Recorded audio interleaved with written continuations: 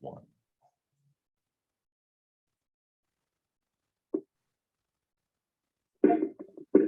Welcome to the Sales Prospector Show, supported by Leaf, a sales rep and a 5,000 company, helping our clients grow sales by securing guaranteed appointments, qualified leads, and guaranteed contracts for their services and products across the U.S. I'm your host, Gil Pagan. You can find us on all social media channels and at leafasalesrep.com. Thank you for listening in. It's going to be a great one today. You know, I love having these discussions with people who are in certain different industries that are leaders in their industries, and just because I'm just curious by nature. And one of the industries that we're hearing a lot about is the car industry. We're hearing about inventory shortages, chip shortages, prices of cars are going through the roof, used cars are going through the roof, no new cars are available. You go through a car lot and you'll see, you know, no inventory on the lot. And we're going to talk a little bit about what's going on in the car industry with Alex Fernandez, who is the regional director of the Southeastern region for TrueCar. TrueCar is a interesting business. We're going to talk a little bit about TrueCar and also what's going on in the industry and the space. Alex, welcome to the show. Hey, thanks, Gil. I appreciate it. Yeah, looking forward to chatting with you about what's going on in the industry. I love the car business, and obviously it's a huge part of our economy. The major purchases that people have in their lives is their house. Second is their car, right? And there's a lot of stuff going on in this industry. And tell us a little bit about what TrueCar does, and we'll get into you and about your background and how you got into the car business. So should we share with the audience a little bit about TrueCar? Absolutely. So TrueCar is a technology company in the automotive space. Essentially what we do is we partner pending customers or prospects with actual dealerships, and we basically connect the prospect to the actual dealership through TrueCar.com, but also through over 500 different affinity partnerships. Companies, mainstream companies like insurance with Geico and Progressive, but also, you know, banks like Penn Federal Credit Union, as well as Navy Federal Credit Union, American Express, Consumer Reports. So we basically have we create the auto buying program and platform for companies across every industry. No, that's great. So when I think of going online and I'm searching for a car, a used car, I'm trying to find out what kind of inventory is out there. I typically go to, let's say a car guru or something like that, or an auto trader. And you're kind of like, I mean, I'm sure there's differences, right? But you're in that kind of space. Is that accurate? That's correct. We're pooled in the same space as technically a lead provider. We're dealerships, but our niche has always been for new cars, which has been interesting the past couple of years because we've had to shift, and organically it has shifted. But the one differentiator with TrueCar in comparison to what the other companies that you actually mentioned would be the affinity partnerships that I mentioned before that. Yeah, and I guess the car buying experience for the consumer and using the TrueCar platform. So it's a lead provider. You're a lead, like, you know, you work with, let's say, franchise dealerships. Franchise as well as independent, both. Okay. So you work with both independent and franchise dealerships, and you're kind of a lead platform trying to connect the buyer prospect with the dealer, you know, a seller, get them together, get them to the lot, right, to buy the vehicle. And when you look at marrying the two, is TrueCar providing financing for the car? Are they doing that kind of stuff, or just basically just bringing them to the car lot and letting the dealer take care of it? So the business model, which TrueCar's been around for over 15 years, and so the business model has always been an introduction, and that's how we basically talk about it. We say, you know, we're here to introduce the customer to an actual dealer partner of ours, our actual customer. And so we don't, up until now, we haven't really gotten into too much of the digital retailing part of that, which is what you just mentioned. But with the industry being what it is, we are somewhat moving in that direction with some new solutions that we have being piloted currently. So Yeah, it's interesting because the industry is going through a change. I'm not in that space per se, although we serve and have served some car dealerships. Well, let me rephrase that. We've sold technology and other services into independent car dealers. Okay. People who want to get to those customers. So there's a move to do the online buying experience, right? For years, a la Carvana model, right? And they provide financing, and then they go pick up the car. You never have to see a salesperson, right? Which I got personally have an issue with that, but that I think that something so important. There needs to be some kind of person in that process, whether they're selling you the car, but somewhere, some connection.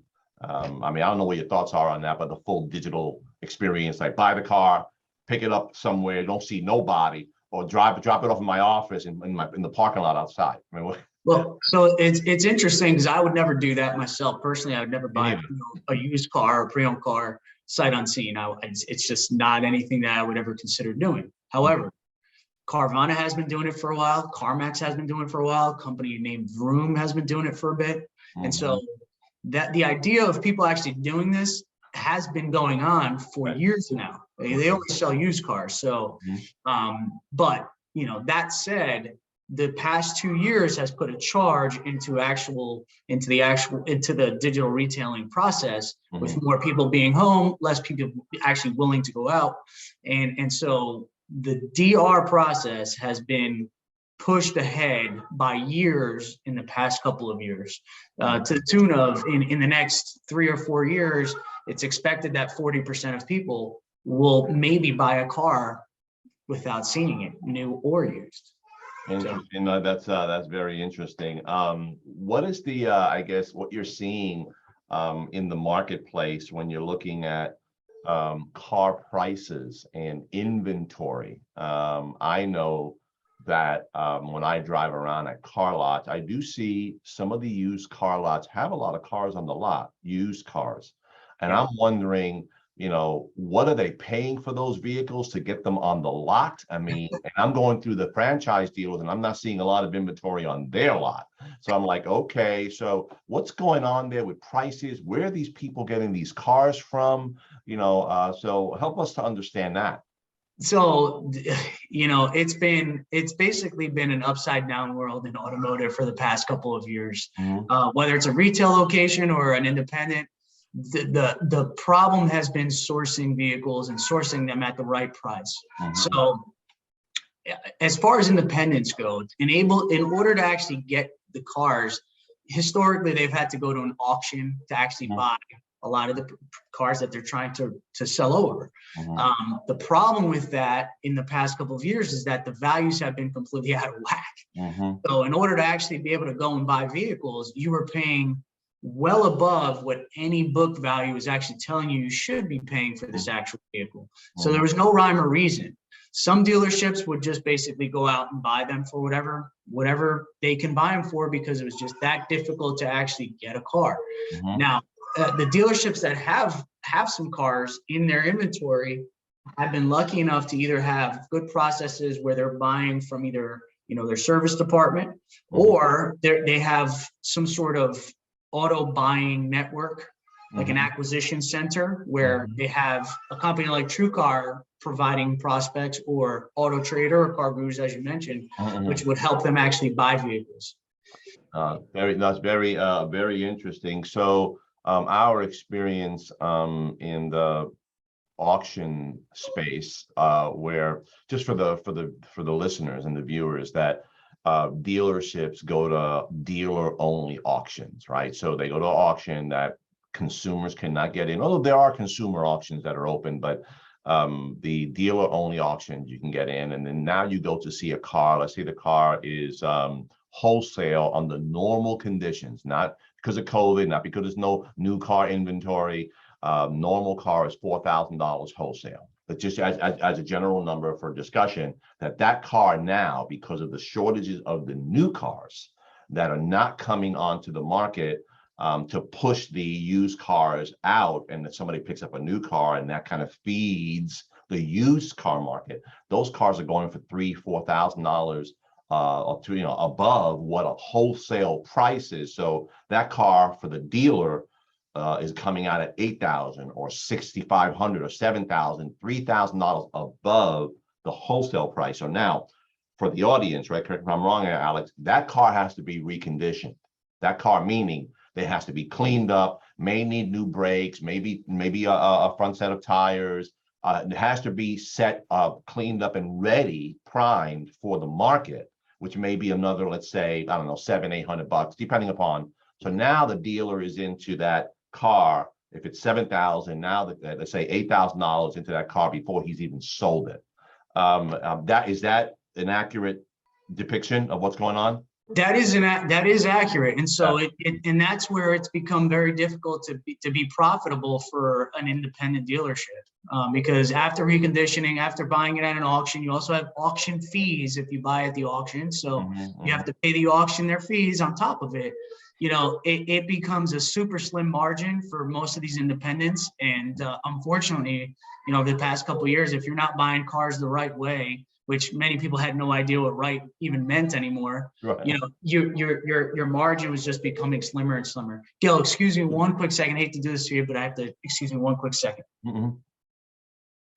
We are talking to Alex Fernandez of TrueCar, the regional director of the Southeastern region, chatting about the industry and where the industry is right now regarding used cars and also new cars. As many of us already know, that COVID shut down a lot of the factories across the world, and that resulted in chip shortages and just components to make vehicles, and parts in general that go into the engine and things of all those things. So while COVID shut everything down, people were still holding on to their used cars. And now, as everything opened up already, it's been open for a while, they're trying to catch up with the actual demand by putting, getting all the parts back and the manufacturing process back, the supply chain process back. And now you're seeing more cars come into market, but the prices are still high because there's still a high demand for cars, and the new cars are not meeting the demand. So the prices of the used vehicles are still high. The car industry is set up in such a way that you buy a car, most people will buy a car finance. They have it for 3, 5, 6 years, whatever that is, a lease vehicle. Once they get rid of that car, they go back to the dealership with that vehicle and they pick up a new car. And then that car gets either sold through the dealership, but typically many of the new dealerships historically, you can jump in here, Alex, when you're ready, historically have taken those cars and sent them to auction. Typically, that's what happens with the new dealerships under normal conditions, unless the used car manager of that lot knows that this car, I know it's going to sell, and it's going to sell quick. I'm going to keep this one, right, and make some money on that used car deal. But historically, under normal conditions, the new dealerships typically didn't have a lot of used cars. Is that accurate? So yeah, and it's interesting because over the past couple of years, what we've seen is new car franchise dealerships have been holding on to some vehicles that they would never, under normal circumstances, would ever even sell. You're talking high mileage vehicles, 200, 300,000 miles at times. And you'll see them in a front line of a franchise dealership simply because the new car shortage was in such a crunch that they needed something parked outside in their inventory. They needed some sort of inventory. And so, but in line with what you basically were talking about, Gil, is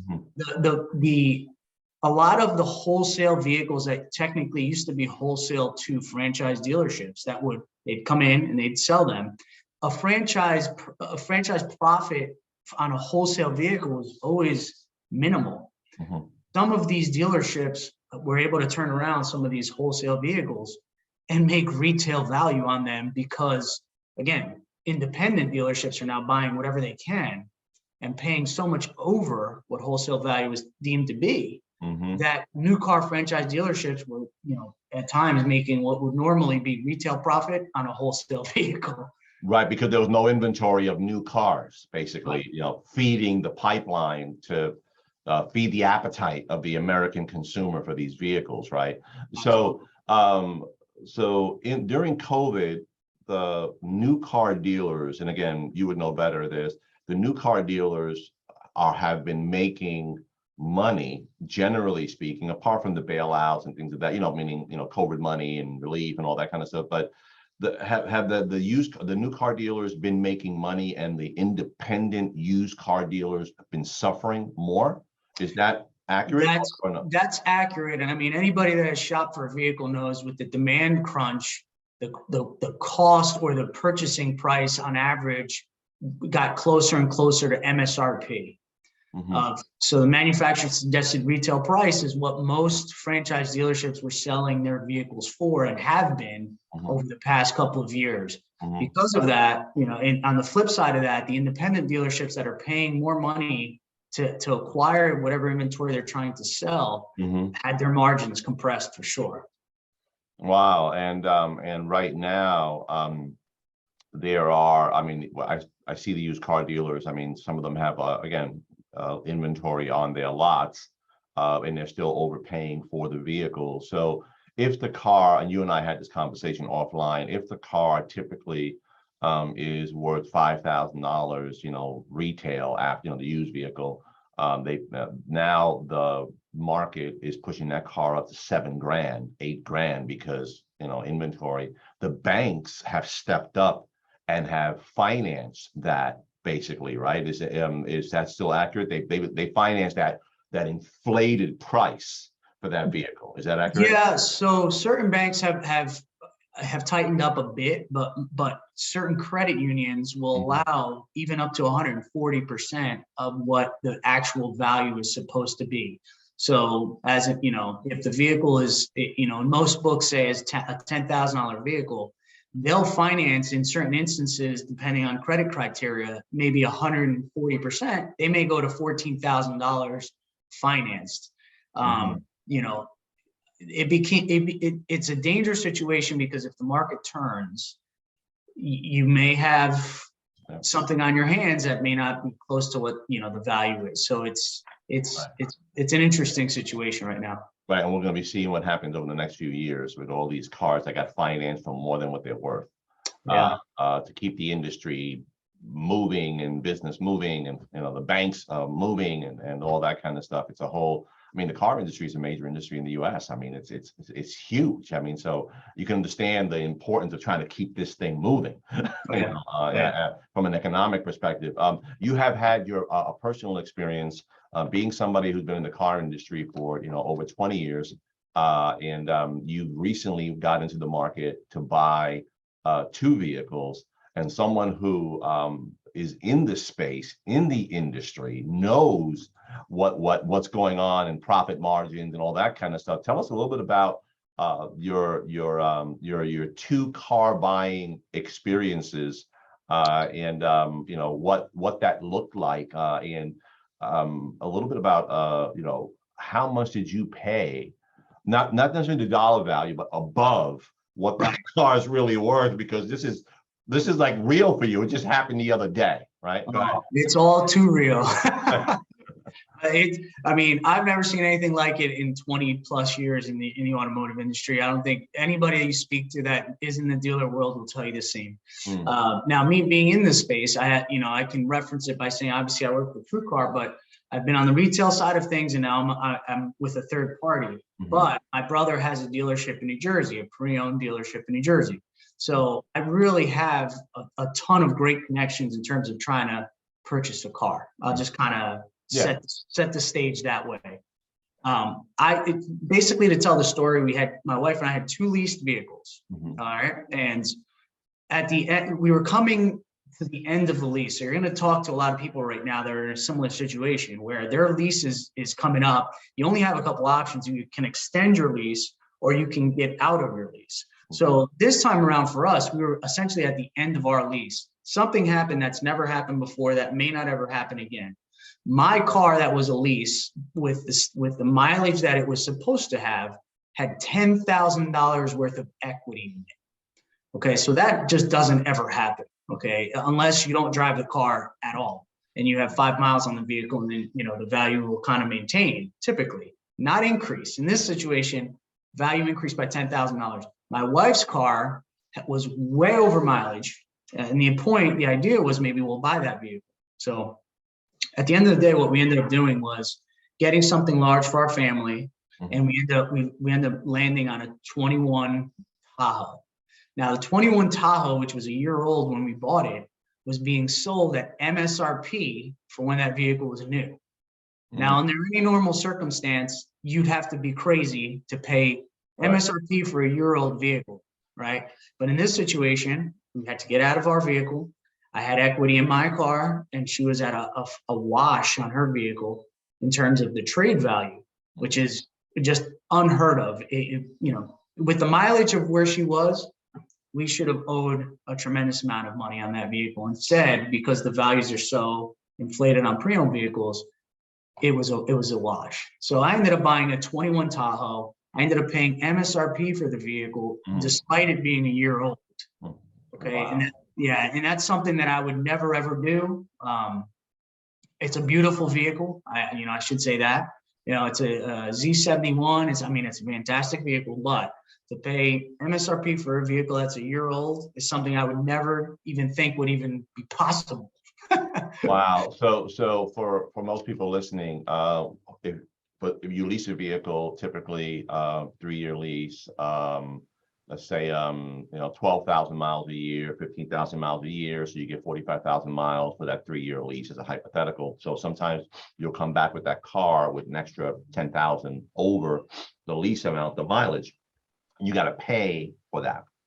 And your example of one of your cars, you were way over the mileage, right? Where you owed, in theory, under normal conditions, you'd owe a couple of $1,000s when you threw the car back to the dealership, because you went over the allotment of miles. In this example, you went way over, and the car still was worth more. So you ended up, you were still ahead because the used car prices were through the roof, basically, right? That's exactly right. To the extent of literally a 36,000 mile lease, we had 84,000 miles on it. Wow. Okay, and wow. so just more than double. More than double. And wow.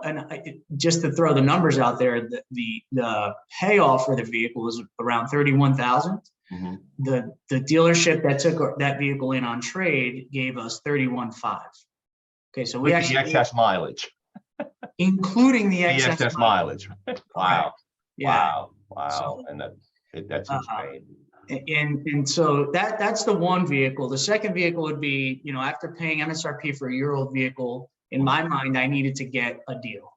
All right. Right. That's right. I didn't get a deal on my second vehicle, and with that, I knew I was buying a pre-owned, and it was difficult to find the right vehicle, even having my brother being a used car dealership in business for 25 years.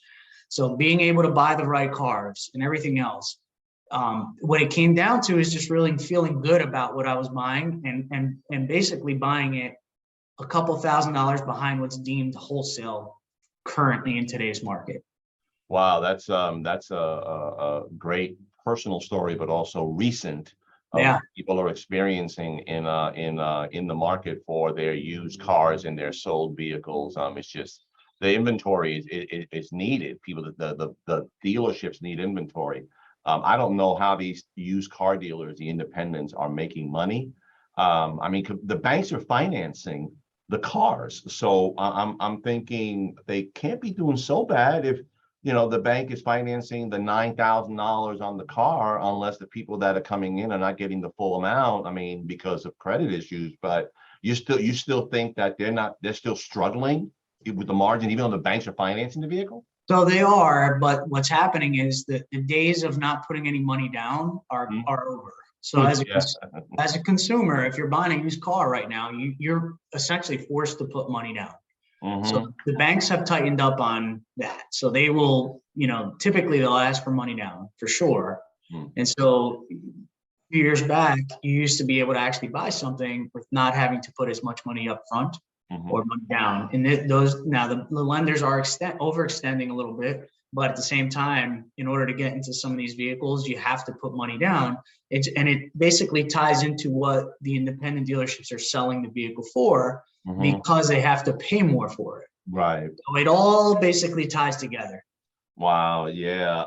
Where do you see, I mean, if you see any opportunities just from a high level business perspective in the industry, just, what do you see as far as an opportunity in the space, either whether that's for somebody trying to get into it or some business opportunity, somebody trying to do a service, just where do you see an opportunity given this crazy market that we're in for used cars?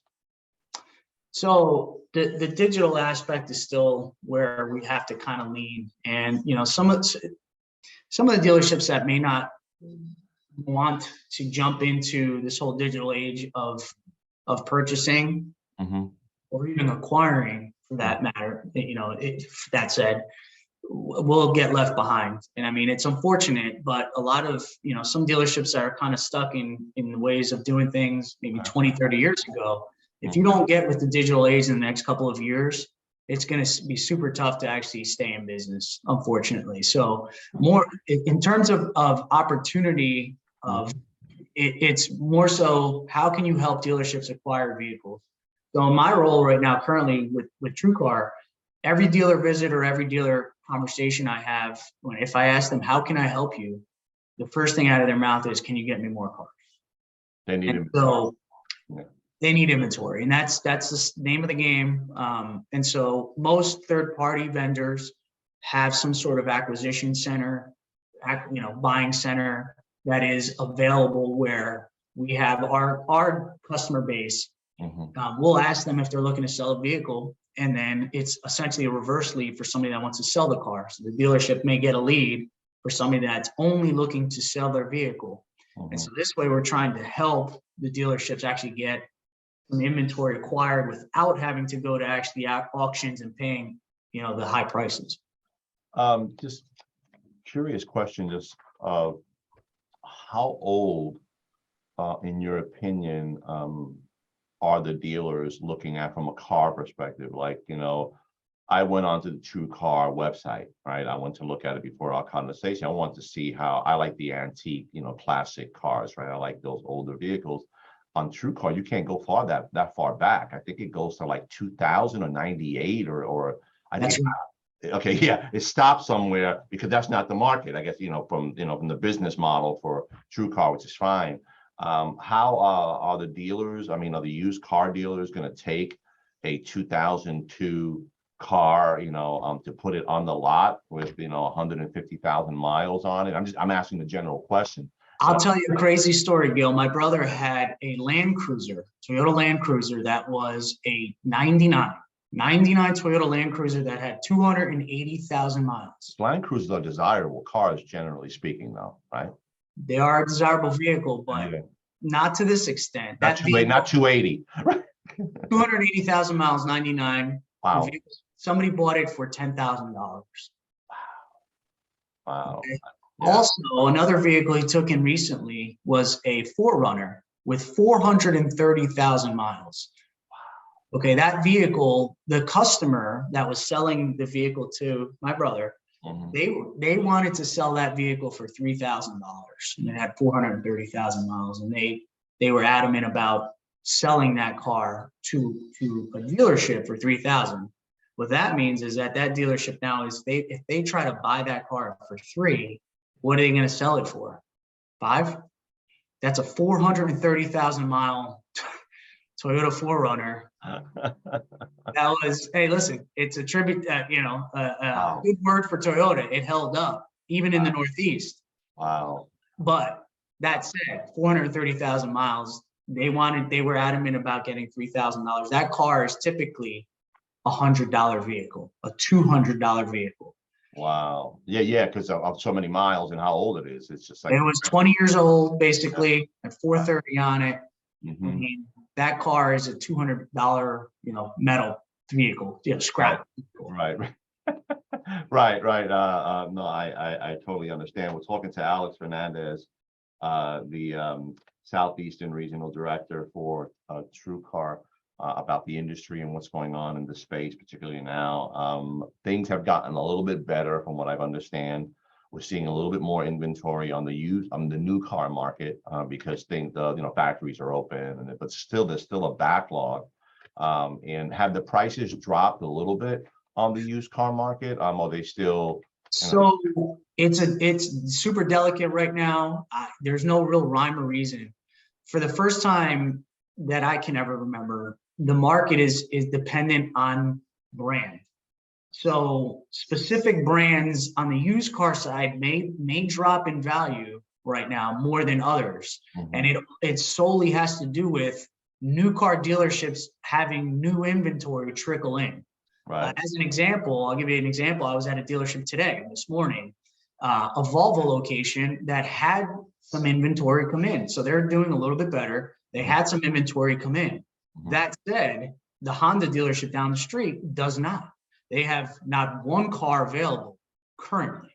So so the used car market is going to be interesting because some vehicles, like in this instance, if Volvo as a whole starts having new inventory kind of show up, which it looks like Q4 they will, then in turn, some of the pre-owned Volvos may come down in value for the used cars.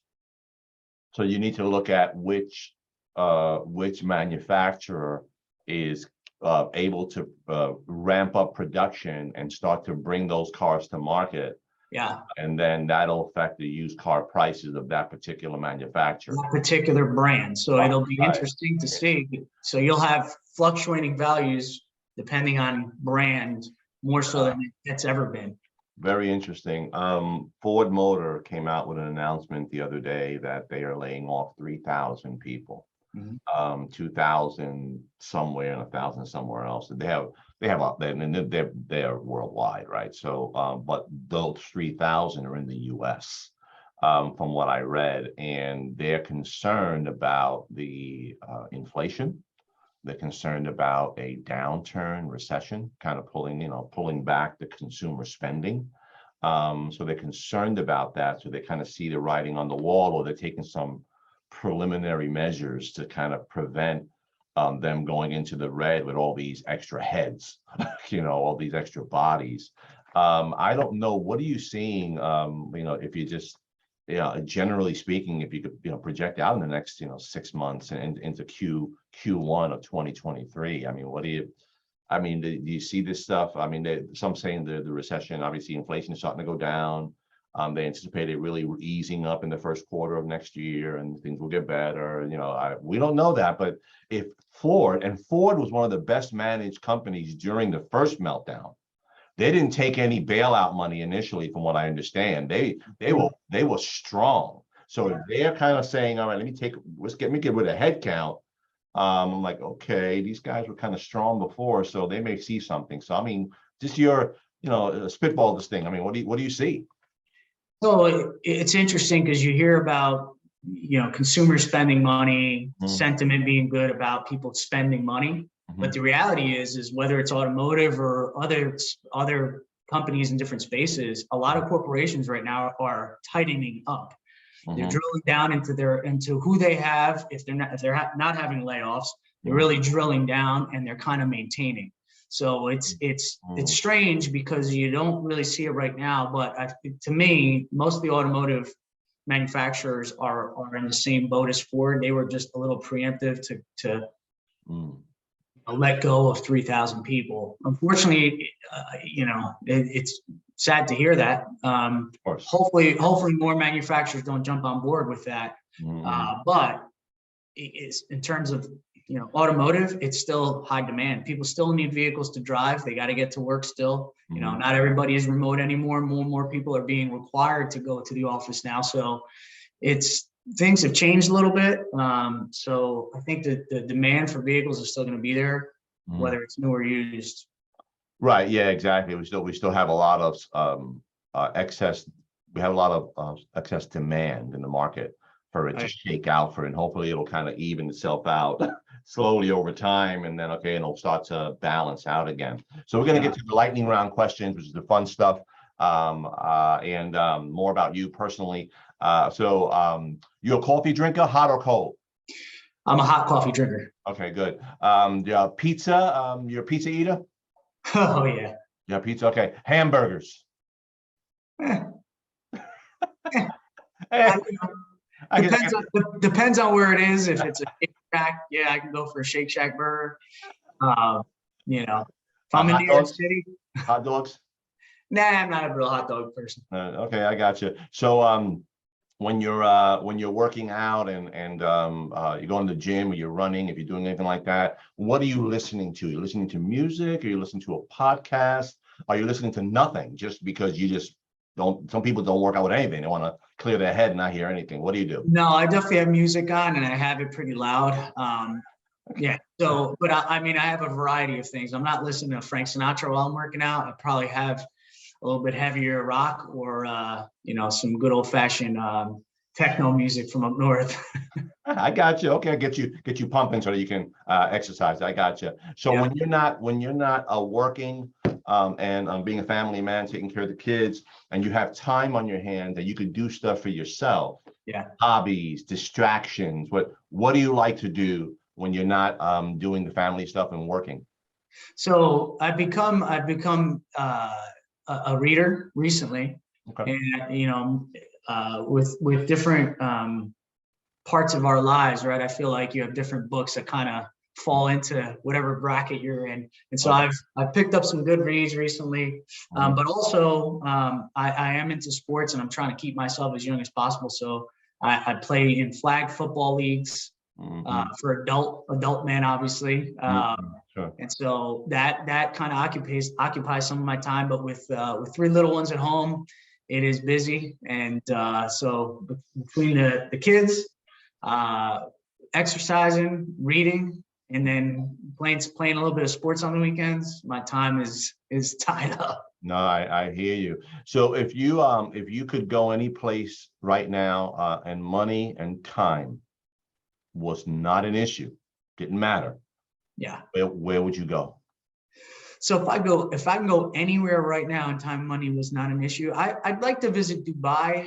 I think, Mhm. you know, as a city, it's, you know, visually stunning and just everything there is just, you know, next level opulence. So I think the one place, I mean, if I could just say, all right, you know, I'm leaving for a month, Mhm. I'd probably go to Dubai and spend some time there. Sure. Okay, no, that's great. So if you had and this question could be related to business or it could be personal.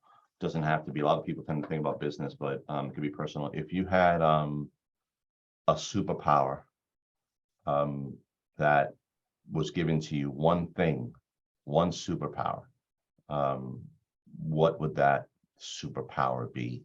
Huh. That's an interesting question.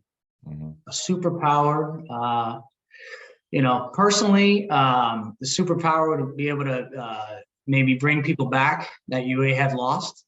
You know, the ability to bring people back from the next world. That would probably be my superpower personally, my situation. Okay. Yeah. And that's fine. Well, we're talking to Alex Fernandez, the Southeastern Regional Director of TrueCar, talking about the status in of the car industry. Alex, been great chatting with you. Thanks for hopping on and having a conversation about where the industry is today, and a little bit about you, and what you like to do and that kind of stuff, because we're all, you know, made up of different things, and it's not only work, family, it's hobbies, and it's doing other stuff, and that makes you the person that you are. So thank you for being on the show. Yeah, I appreciate it, man. It's been fun, and I look forward to doing it again soon. Thanks so much. Good to be with you. All right.